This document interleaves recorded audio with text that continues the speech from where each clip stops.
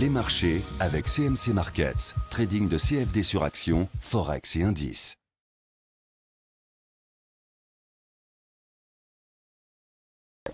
Bonjour, je vous présente aujourd'hui une vidéo d'analyse technique d'Orange tradable à partir de la plateforme de CMC Markets.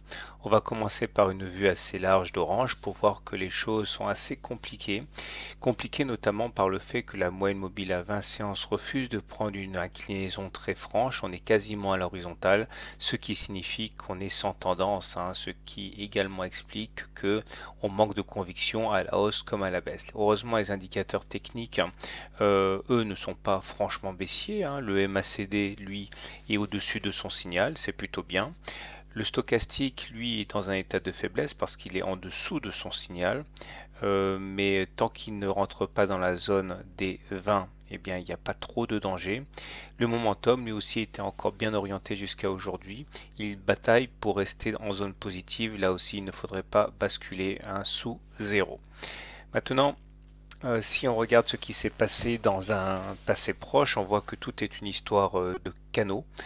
Dans un premier temps, on évoluait de manière assez claire avec de belles oscillations à l'intérieur de ce canal bleu et on sait qu'une fois cassé, eh bien l'objectif est déterminé par le report de l'amplitude du canal en dessous du point de cassure, ce qui nous donne une oblique cible. Et on voit que cette oblique cible a été très vite touchée et qu'ensuite elle a servi de support pendant un moment avant d'être cassée elle aussi. Maintenant, nous venons de confirmer la formation d'un triangle de consolidation. On voit clairement que nous sommes confinés entre cette oblique supérieure et cette oblique inférieure orange et un contact contre les 9 euros ici n'est absolument pas à exclure, pas plus que vers les 9,8 au cas où on ferait une nouvelle rotation. Alors maintenant, pour comprendre ce à quoi on peut s'attendre, il faut revenir à la théorie des triangles. Il s'agit ici de prendre le point le plus haut du triangle et de le reporter sur la base, c'est-à-dire qu'on va prendre la hauteur de la première oscillation complète. Et selon que l'on sorte par le haut ou par le bas, il faudra reporter cette hauteur de la première consolidation soit en haut, soit en bas du point de cassure. Alors si on casse par le triangle par le haut, dans ce cas on pourrait s'attendre à un retour assez rapide sur les 10,8 euros. Maintenant, si on casse le triangle par le bas, et bien dans ce cas il faut reporter la hauteur de la première oscillation en dessous du point de cassure, ce qui nous amènerait à un retour vers les 8 euros. Tant que l'on n'a pas cassé le triangle, eh bien c'est entre 9 et 9,8 qu'il faut s'attendre, voir évoluer le cours d'Orange. Alors cette vision est confirmée par un autre outil, celui des fourchettes d'Andrews.